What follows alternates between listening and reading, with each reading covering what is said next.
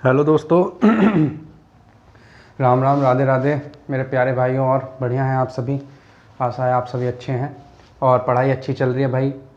अभी यार थोड़ा सा ऐसा था, प्रॉब्लम चल रही थी, तबीयत सही नहीं थी, इसीलिए मैं नहीं आ पाया, वीडियो नहीं बना पाया, है ना। थोड़ा प्रॉब्लम चल रही थी, तबीयत सही नहीं थी, तो इसलिए जो है आपने नोट्स वोट्स तो अपने बना ही रहे हो अच्छे से, है ना। नोट्स बनाते रहो साथ साथ और पढ़ते रहो। अभी जो हमारा चल रहा था ज्योग्राफी में, टोपोग्राफी चल रहा था, जिसमें मैंने तुम्हें रिवर समझा दिया था, आइस हिमनद द्वारा निर्मित स्थलाकृति भी समझा दी थी, और समुद्र द्वारा जो बनती थी वो भी मैंने बता दी थी।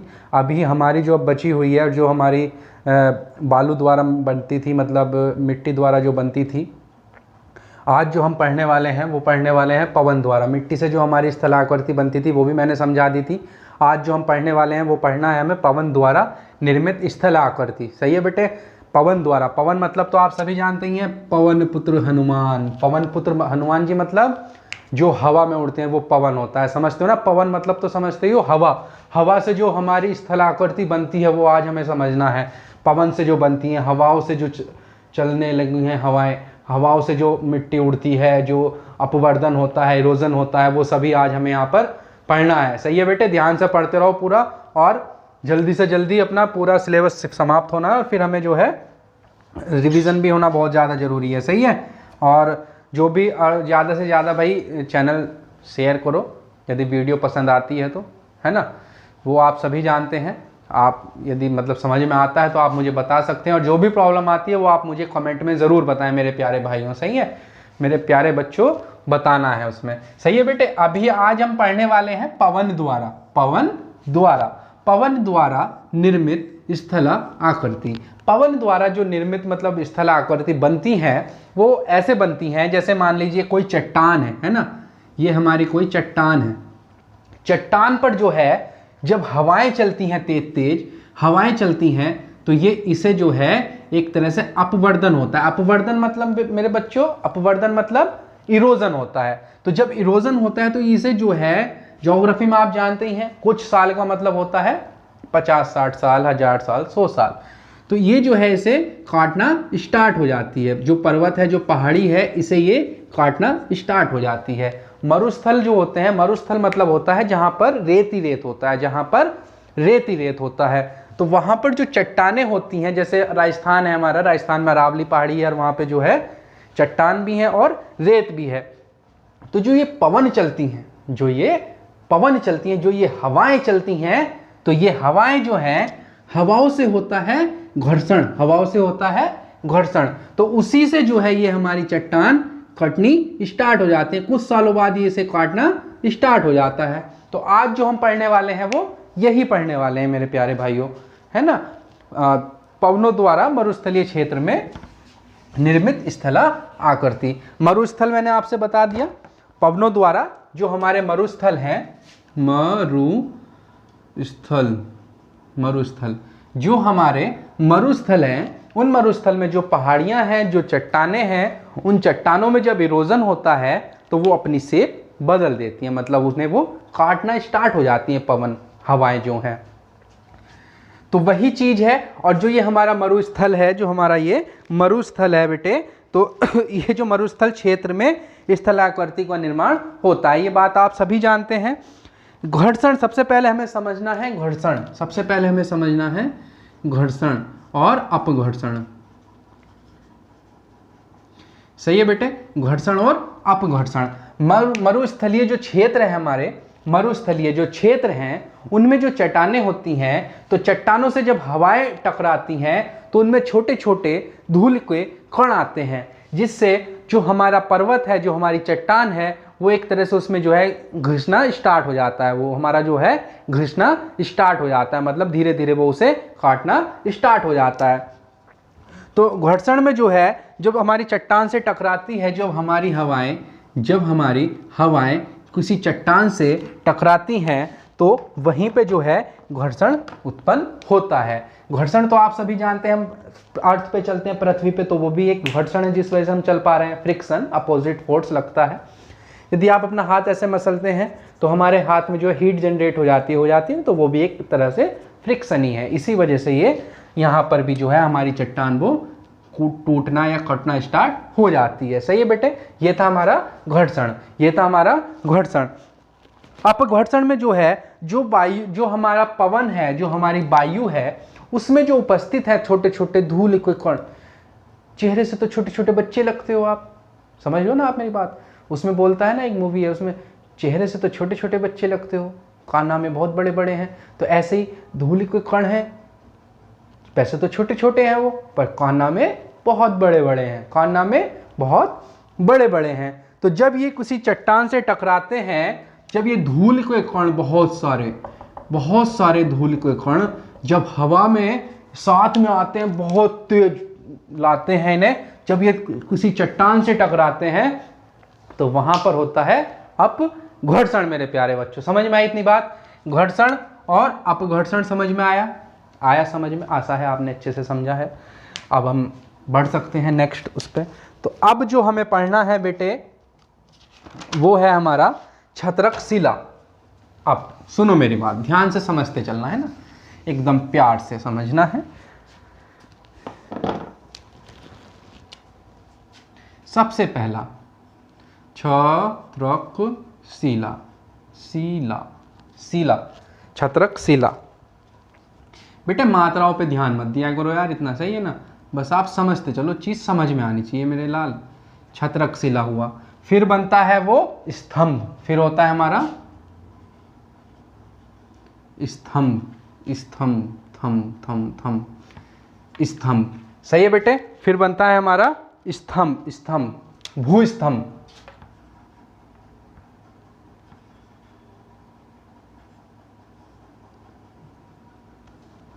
फिर होता है हमारा भूस्तंभ,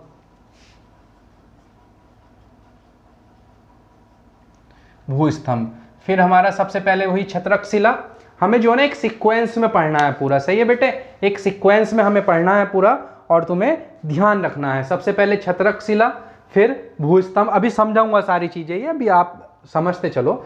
छत्रक शिला, फिर भूस्तंभ, और भूस्तंभ से बाद में आ जाता है हमारा, भूस्तंभ से बाद में आता है यारडंग, यारडंग, यारडंग। फिर आता है हमारा इंसेल वर्ग, इंसेल वर्ग। सही है बेटे, सबसे पहले छत्रक शिला, फिर भूस्तंभ, फिर यारडंग, फिर स्तंभ, इंसेल वर्ग, फिर हमारा आ जाता है डाइकांटर, फिर आ जाता है हमारा डाइकांटर। डाइकांटर से पहले एक चीज और बनती है जिसे हम बोलते हैं जियुगेन, जियुगेन। इंसेल वर्ग के बाद बनता है जियुगेन, और इससे बाद में बनता है हमारा डाइकांटर, डाइकांटर। बेटे एक सीक्वेंस में चलने, अब समझाता चलूंगा ना, आप लिखते रहना साथ साथ। भूस्तंभ, स्तंभ, स्तंभ। सही है प्यारे बच्चों, समझ में आई इतनी बात? सबसे पहले हमें पढ़ना है छत्रक शिला।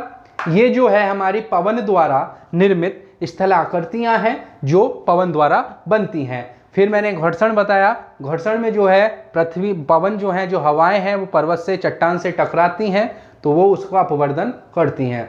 फिर स्तंभ है, फिर यारडंग है, फिर इंसेलबर्ग है, फिर ज्यूगेन है, फिर डाइकांटर है। ये सभी स्थलाकृतियां हमें एक सीक्वेंस में पढ़ने हैं और एक से रिलेट होती चली जानी है। सबसे पहले एक, उस दिन मैंने आपसे बताया भी था, इरोजन होता है, इरोजन है ना बेटे? सही प्यारे बच्चों, इरोजन होता है बच्चों। इरोजन जो है हमारा, हिंदी में हम इसे बोलते हैं अपवर्दन, इसे हम हिंदी में बोलते हैं अपवर्दन। ठीक बेटे, इरोजन मतलब मैंने बताया था, हमने रिवर्स में भी पढ़ा था। रिवर्स में जो है, जब हमारा वाटर है, पानी है, जब फ्लो में रहता है तो वो जो पत्थर हैं, जो चट्टान है, उन्हें काट देता है, उन्हें काट देता है। मतलब एकदम से नहीं, धीरे धीरे उन्हें घुसता है, चलते चलते चलते चलते थोड़े समय बाद जो है वो आकृति बदल जाती है। ये मैंने रिवर में बताया था, वही वाला ये इरोजन है। सबसे पहले जो हमारा एक शिला, सबसे पहले समझते हैं हम छत्रक शिला। सबसे पहले हम समझते हैं बेटे छत्रक शिला। छत्रक शिला में मतलब मान लीजिए एक चट्टान है, एक चट्टान है,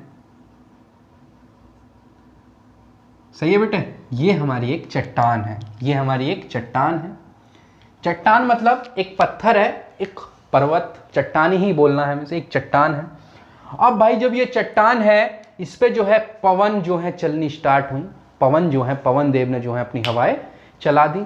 अब जब भाई पवन देव ने हवाएं चलाई हैं तो इसे जो है नुकसान होना है, इसे जो है अब नुकसान भी होना है।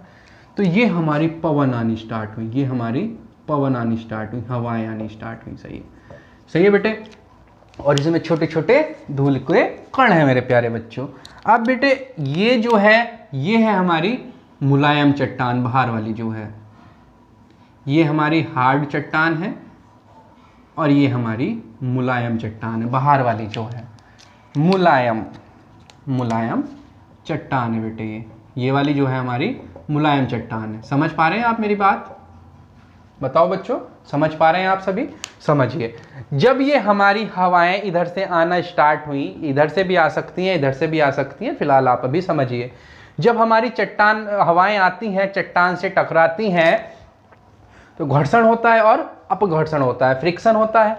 तो भाई जब ये इस पर आता है तो ये जो है धीरे धीरे कुछ वर्षों का मतलब है 100 साल, 200 साल, 300 साल में हवाएं जो है इसे काटना स्टार्ट करती हैं। ये लिए, ये उड़ा दिया इसे, धीरे धीरे धीरे धीरे ये इसे ऐसे ख़त्म कर देती हैं। ये जो हमारी मुलायम चट्टानों से जब हमारी पवन हवाएं आती हैं, तो ये जब हमारी मुलायम चट्टान से टकराती हैं तो उसे जो है, जो हमारी मुलायम चट्टान है उसे ये काट देती हैं। इरोजन से जो है वो पूरी जो चट्टान है वो समाप्त हो जाती है। तो उससे जो निर्मित आकृति बनती है, जो आकृति बनती है, उसे ही हमने नाम दिया छत्रक शिला। छत्रक शिला नाम इसलिए दिया, जैसे मशरूम आती है या छाता है, छाता खोल दो तो छाते जैसी नजर आ रही है ना, ये छाते जैसी नजर आ रही है। इसने जो है चारों तरफ से जो मुलायम चट्टान है थी, एक ऊपर हमारी कठोर चट्टान है और अंदर हमारी मुलायम चट्टान है साइडों में। तो जो मुलायम चट्टान थी वो पवनों द्वारा, हवाओं द्वारा जो है, हवाओं ने इसे काट दिया 100 से 150 वर्ष, 200 वर्ष, जितने भी वर्ष, इसमें कुछ वर्ष का मतलब होता है 200, 300, 1000 वर्ष। तो इसने जो है इसे काट दिया। तो इससे जो हमें प्राप्त आकृति हुई उसे ही हमने नाम दिया स्थला आकृति, वो छत्रक शिला।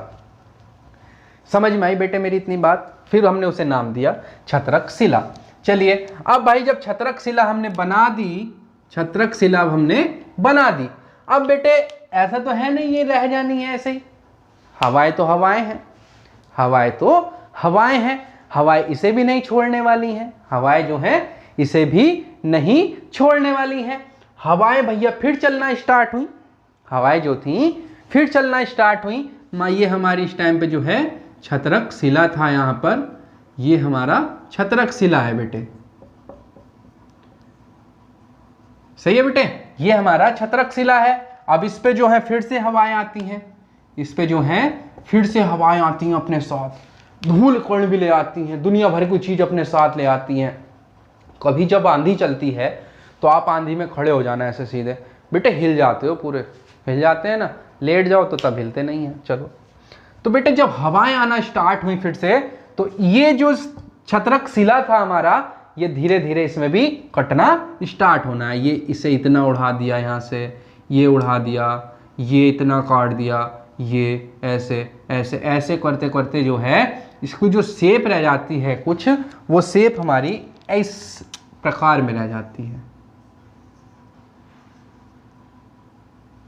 समझ में आई बेटे बात?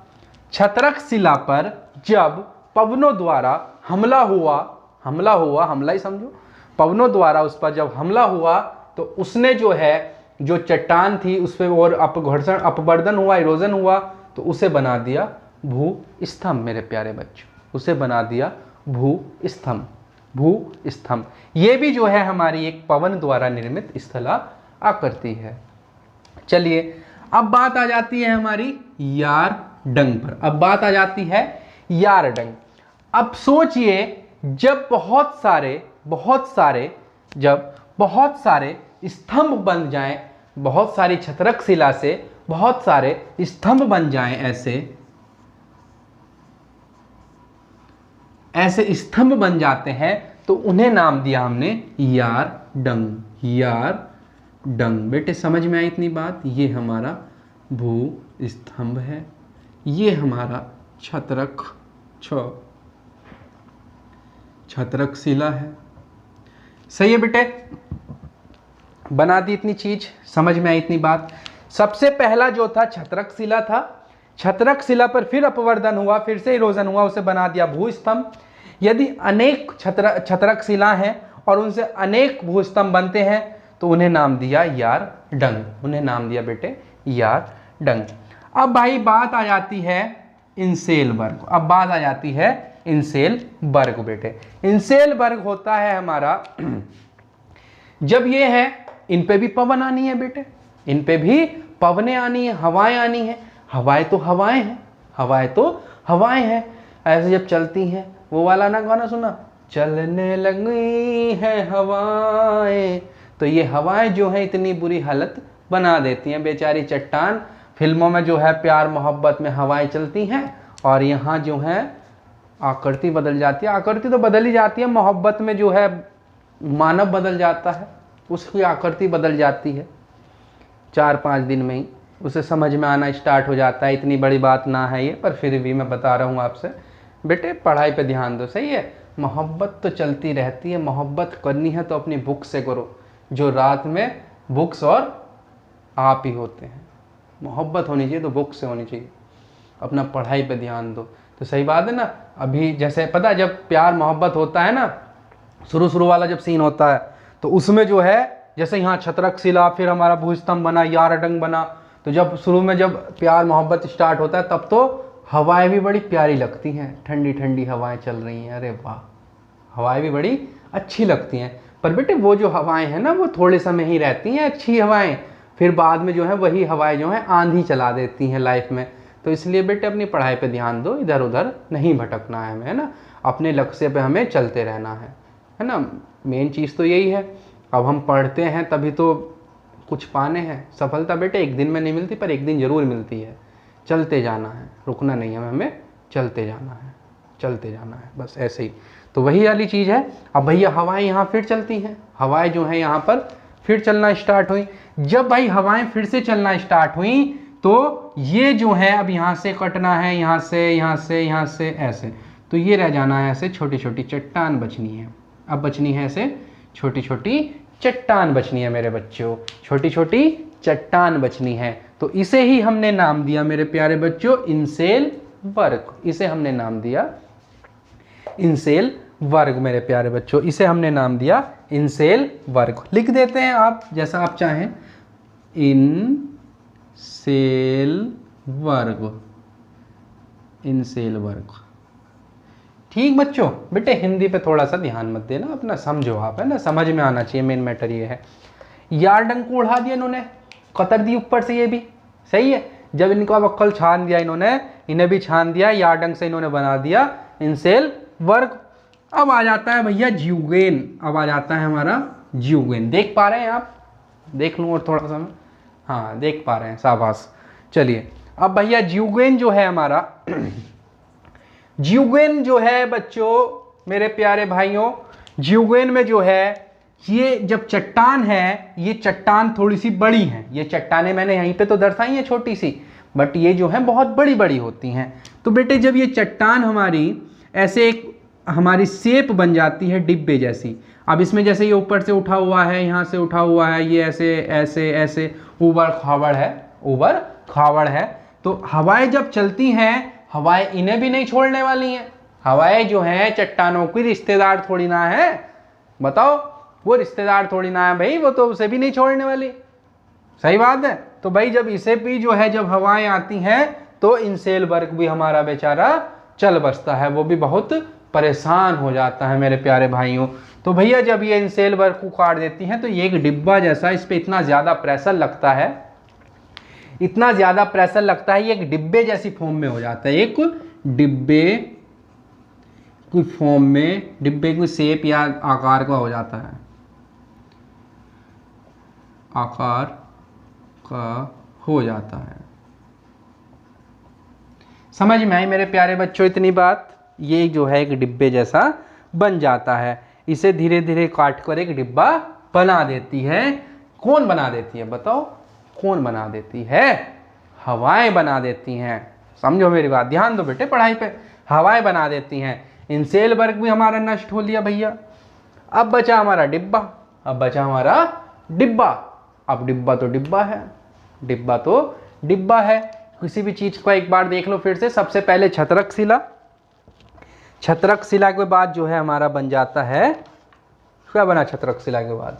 भूस्तंभ, फिर यार्डंग, फिर इंसेलबर्ग, फिर ज़्यूगेन, फिर डाइकांटर, फिर हमारा बन जाता है डाइकांटर। अब बेटे डाइकांटर जो है हमारा, डाइकांटर, अब ये चट्टान तो बड़ी है, चट्टान इधर से भी इधर है, ऐसे ऐसे ऐसे ऐसे ये भी हो रही है, ऐसे ऐसे हो रही है चट्टान। अब हवाएं तो भैया हवाएं हैं, हवाएं तो हवाएं हैं। हवाएं फिर से चलना स्टार्ट हुई धीरे धीरे। जैसे गर्मियों में सोते हैं और जब धीरे से हवा चलती है, अरे वाह मज़ा आ जाता है हवा जब चलती है। तो ये जब हवा चलती है तो ये जो चट्टान है ये परेशान हो जाती हैं, अब हमें नहीं छोड़ने वाली है। तो भाई जब हवाएं चलती हैं तो फिर से, तो भैया ये हवाएं इसे फिर से काटना स्टार्ट हो जाती हैं। तो जब ये इसे काटती हैं तो इसकी शेप बन जाती है क्वाड्रिलेटर, क्वाड्रिलेटरल,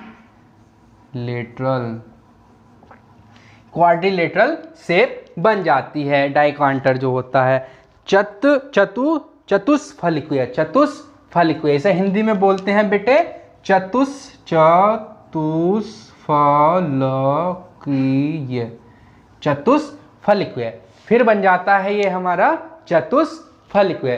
तो ये जितनी भी आकृति हैं हमारी, जितनी भी आकृति हैं, ये सभी पवन द्वारा बनती हैं, ये सभी पवनों द्वारा बनती हैं।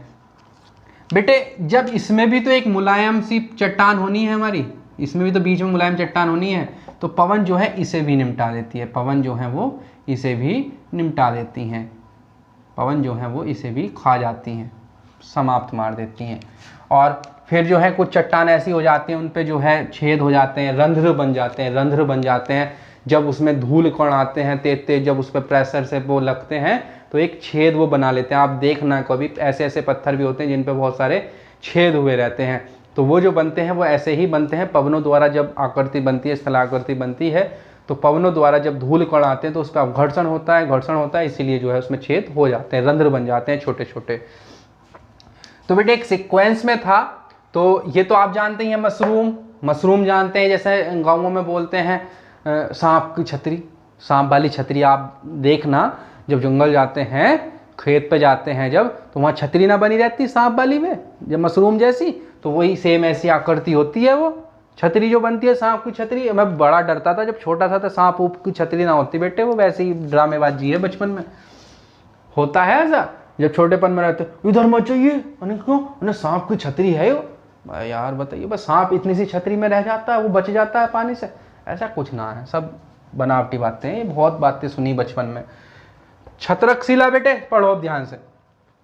छत्रक शिला बनी सबसे पहले, एक चट्टान थी उससे छत्रक शिला बना दी, फिर स्तंभ बना दिया, फिर यार्डंग बना दिया। यदि अनेक स्तंभ बन जाते हैं तो यार्डंग, फिर चट्टानों में वो तब्दील हो जाते हैं, हवाएं उन्हें उड़ा देती हैं तो इंसेलबर्ग, फिर ज़्यूगेन एक डिब्बे के टाइप में वो बन जाता है, फिर डाइकांटर चतुष्फलकीय क्वाड्रिलेटर जैसी शेप बन जाती है। तो पूछ सकता है जो पवन द्वारा, सवाल समझो, अब सवाल जो पूछता है, पवनों द्वारा निर्मित स्थलाकृति जो चतुष्फलकीय या क्वाड्रिलेटर शेप में बनती है उसका क्या नाम है? तो आप बताने हैं डाइकांटर मेरे प्यारे बच्चों।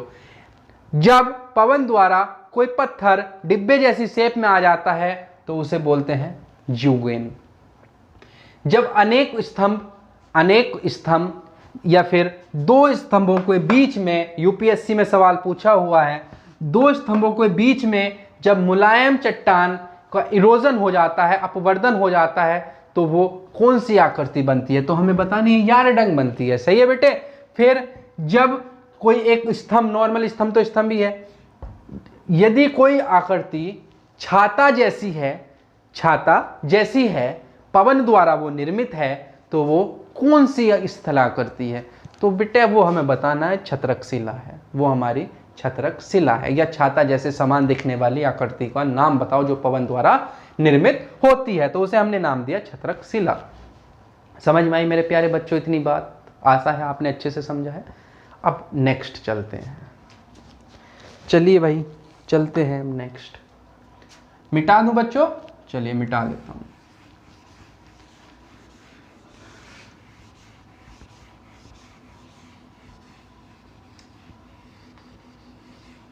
बेटे अब जो बात हमें पढ़नी है, अब हमारा मैटर आ जाता है नेक्स्ट वाली जो आकृति इससे बनती है। सही है?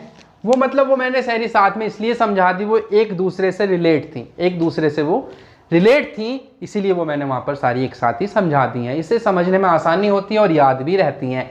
याद ऐसे रहनी है, सबसे पहले छत्रक शिला, फिर स्तंभ, बहुत सारे तो भूस्तंभ, वो यार्डंग, फिर इंसेल वर्ग, फिर एक डिब्बे जैसी जो बनी थी युगेन, फिर हमारा डाइकांटर। ऐसे हमें याद रहता है, तो बस इसीलिए इसी वे में हमें पढ़ना है। चीज़ें याद रहना बहुत ज़्यादा जरूरी है बच्चों। और ये आप अपने आप से आपने एक बार बना दी ना अपने रजिस्टर पर, तो और भी अच्छा रहना है ना, और भी अच्छे से समझ में आना है फिर। अब बेटे बात ऐसी है, ये हमारी एक चट्टान है, ये हमारी एक चट्टान है, सही है, और ये हमारी पृथ्वी है, ये हमारी भूस्थल है, मतलब धरती है।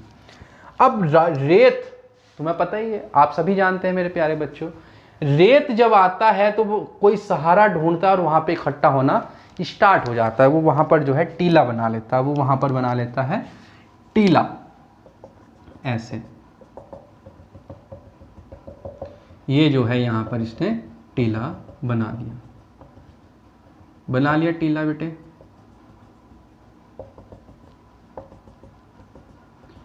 ये बना दिया टीला। अब वो मूवियों में जो बदमाश होते हैं, जो डाकू होते हैं, कितने आदमी तेरे सांभा सरदार दो, तो वो जो बैठा रहता है वो ऐसी ही निर्मित स्थलाकृतियों पर बैठा रहता है ना बेटे, इन्हीं पर वो बैठा रहता है। सांभा जो होता है उस मूवी में कितने आदमी थे सरदार दो, तो वो यही वाला सीन था। वो ऐसी चट्टानों पर ही बैठता है जिन पर निर्मित स्थलाकृति होते हैं, या इंसेल वर्ग होते हैं, या फिर कोई डिब्बे जैसा वो बन जाती है। अब भाई इसमें जो है, जो ये हमारी चट्टान है, इस चट्टान में इधर स्पेस बचा हुआ था, इधर से पवन आई और अपने साथ मिट्टी लाई, धूल कण लाई छोटे छोटे, तो वो सब यहाँ पर इकट्ठे हुए और इन्होंने बना दिया एक टीला, इन्होंने बना दिया एक टीला, जिसे हमने नाम दिया, ये है हमारा बालू का टीला। टिल्ला नहीं टीला, टीला, बालू का टिल्ला, टिल्ला ही होगा यार, टिल्ला नहीं टीला, वायु का टीला बेटे। समझ में आई मेरी बात? और ये आप ध्यान से देख पा रहे हैं सभी भाई, सभी बहनें आप देख पा रही हैं, ये अर्धचंद्राकार है, अर्धचंद्राकार है। समझ में आ रही है इतनी बात? इसे ही हमने नाम दिया बरखान, इसे ही हमने नाम दिया बरखान, मलखान नहीं बेटे, बरखान, इसे ही हमने नाम दिया बरखान। तो ये जो हमारा टीला है, ये जो बालू का टीला हमारा बन जाता है, तो ये चंद्र अर्धचंद्र मतलब आधे चंद्र जैसा हमें नजर आता है, ये हमें नजर आता है, तो इसे ही हमने नाम दिया बरखान, इसे हमने नाम दिया बेटे बरखान। ये था हमारा बालू का टीला। अब भाई बात है ऐसी, इसमें जो है फिर, अब इसमें भी, अब ये भाई इरोजन होना, ये पत्थर टूटना है, ये पत्थर ऐसा तो है नहीं टूटना, 200 300 1000 साल बाद जो है फिर से वही स्थिति रहनी है, हवाएं जो है इसे तोड़ना स्टार्ट होनी, तो ये ढह जाना है, ये ढह जाना है, जैसे हमारी भाषा में बोलते हैं ढह जाना, ढह जाना, ढह जाना। तो बेटे जब ये ढह जाना है तो फिर हमारी जो आकृति है वो हो जानी है इस शेप में, फिर वो हो जानी है मेरे प्यारे बच्चों इस शेप में। तो इसे हमने नाम दिया चंद्राकार बालू का स्तूप, बालू का स्तूप, इसे हमने नाम दिया बालू का स्तूप। सही है बेटे? ये हमारा जो है, जो शेप है वो हमारी चंद्राकार है, ये हमारी सेब चंद्राकार है। इसे ही हमने नाम दिया बालू का स्तूप, और इंग्लिश में हम इसे बोलते हैं सैंड ड्यूम। इसे इंग्लिश में बोलते हैं हम सैंड ड्यूम। सही है बेटे, बालू का स्तूप, सैंड ड्यूम। यदि कोई बच्चा सीबीएसई वाला पढ़ता है, हिंदी में समझ में नहीं आता है, तो आप कमेंट में बता सकते हैं। वैसे मैं दोनों में पढ़ाता हूँ, कुछ वर्ड ही छूट जाते हैं ना, तो मैं साथ साथ बताता चलता हूँ। जैसे ये अर्धचंद्राकार है, इंसेल वर्ग, वो इंग्लिश में ही रहता है, तो वो सेम ही नाम होते हैं। सही है बेटे, बालू का टीला और चंद्राकार बालू का टीला जो होता है उसे हम स्तूप कहते हैं। चंद्राकार बालू का टीला, इसे नाम दिया स्तूप, इसे नाम दिया बेटे स्तूप। समझ में आई इतनी बात बेटे? समझ में आई मेरे प्यारे बच्चों इतनी बात भी? चलिए अब चलते हैं, दूसरी स्थलाकृति बनती है। अब भाई हवाएं तो हवाएं हैं, हवाएं तो हवाएं हैं मेरे प्यारे बच्चों, हवाएं इसे भी उड़ानी है, हवाएं जो हैं इसे भी उड़ा देनी है ऐसे धीरे धीरे। जब इसे उड़ा देनी है तो ये पूरा क्षेत्र जो है, पूरा क्षेत्र ये प्लेन हो जाना है बेटे, पूरा क्षेत्र ऐसे ये हवाओं से प्लेन हो जाना है। सही है बेटे, इसे नाम दिया लोयस, इसे नाम दिया लोयस,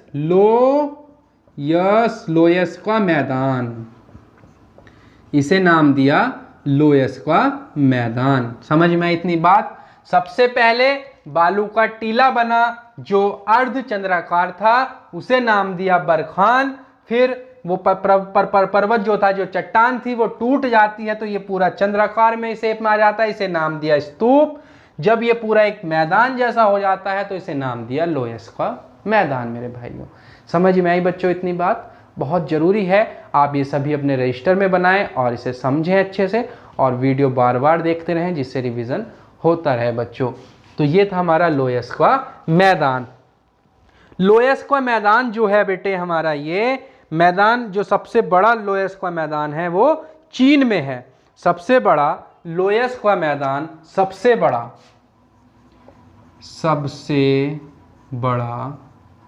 लोयस का मैदान